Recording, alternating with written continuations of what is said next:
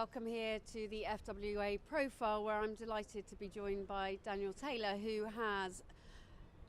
whose work has basically blown the lid on the biggest abuse scandal, not just in this sport, but in this country. And I wanted to get an impression from you of where we are now and what you want to see next.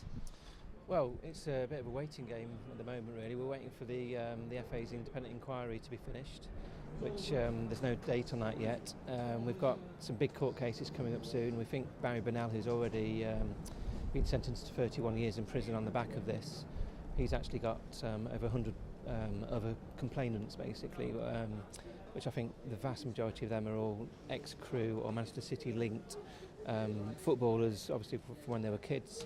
So if you think about the numbers, it's sort of astronomical numbers still, even with a major court case behind us. So I know the police and the CPS are looking closely at whether he should be charged again with some of the others. Unfortunately, that will be, I believe, it'll be 9 complainants. So that's going to leave an awful lot of people who've kind of come forward because they're asked to come forward and report this, who aren't going to get any action for themselves. So can't help but feel very sorry for them, really, in this sort of climate. And the situation with Crewe, because they decided not to have their own internal inquiry, and that you wrote a very brave piece just 2 weeks ago talking about this, and it's a very difficult situation, but particularly for the families and real concern about a club still going on seemingly regardless. Yeah, it's a strange one, really, because we all I grew up sort of hearing so many great reports about Crewe, and and Crewe have always been like a very popular club, really. But I just feel like during this whole story, they've massively let themselves down. They said they were going to have an inquiry. To be honest, a lot of people were cynical about whether they actually ever meant that. Was that just basically a way of just palming people off? Because obviously any questions that were then asked of them in the next year or so, they could say, "Oh, well, we're having an inquiry here." Then it became very obvious that they weren't having an inquiry. There was none of the victims at Crewe had ever been contacted. When I say that, none of them have ever had like a phone call from the club to kind of get into. This is like meant to be a small family type community club, So, but it was very obvious that there was never going to be an inquiry. None of these players had been contacted. None of the witnesses, none of the people that say the FA or speaking to or Manchester City.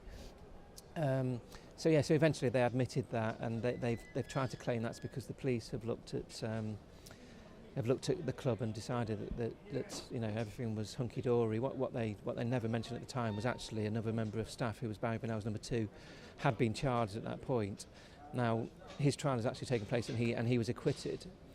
So I need to stress that point, but it's still quite relevant when they're saying that the police have looked at us and we're fine, and it's no need to look at us again. I've got to know a lot of the police in this, and they're just absolutely bemused by that. The police's job is to look for criminality. It's not to look for it's not to look for sort of failures in the procedures or safeguarding errors, or who knew and what they did about it, or who had suspicions. And the former managing director, Hamilton Smith, has categorically said that Crewe had warnings, and why would a man just make that up, basically? Crewe obviously don't want to investigate that properly. They don't want to speak to the relevant people, and it's a shame, really, because I think this will be a stain that a club like that won't be able to wash out. I think what everyone as a journalist has been so taken aback with is the amount of people that have come forward, the amount of people that have been able to finally talk about this now and get the support they've needed. But I think as a journalist, everyone wants to know, how did you do that for the very, very first victims that were brave enough? What have you learnt journalistically about how you do assure people that you can tell your story and get the support? Yeah, I'm quite friendly with a lot of the lads now. A lot of them are my age, they were just a bit better at football than me at school, and we've got things in common. They live locally to some of them, and I think not necessarily what I've learned, but what I think I'm glad I did was take time with it, because it wasn't, the first guy to come forward was Andy Woodward, and I think the first time I saw him was September, and then we actually didn't run the story until November the 16th. So so I spent a lot of time sort of, building trust with him, which was, I suppose journalistically there's always a bit of a, will Andy change his mind? Will he decide he'd rather go for, a different type of paper? There's always a bit of risk, and I know a lot of people just would have been, you got to get it out there straight away. So I'm glad I didn't do that. After Andy, Andy always said to me there's going to be hundreds, and I can remember the night before saying to him, do you really want that quote in that there'll be hundreds? Because it just seemed, I knew there'd be some, but I didn't know. And Andy was absolutely adamant, and I think deep down Andy would probably say, it might genuinely be thousands. When you look at the numbers, as just horrific numbers, even just with Barry Bennell, and then you look at some of the other, I think I haven't got the latest statistics with me, but the last figures that were released by the police, there's something like over 250 suspects named.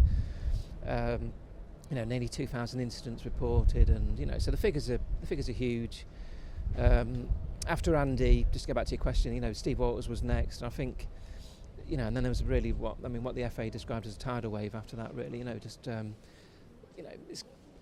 not everyone wants to talk as well. That's the other thing I've learned. I've got to know a lot of people who will talk about it sort of to myself and to other friends. But if you think that these people now may have children, elderly parents, for example, hypothetically, if it was me, my dad's 80, lives on his own in the countryside, do I really want to drop that on his toes?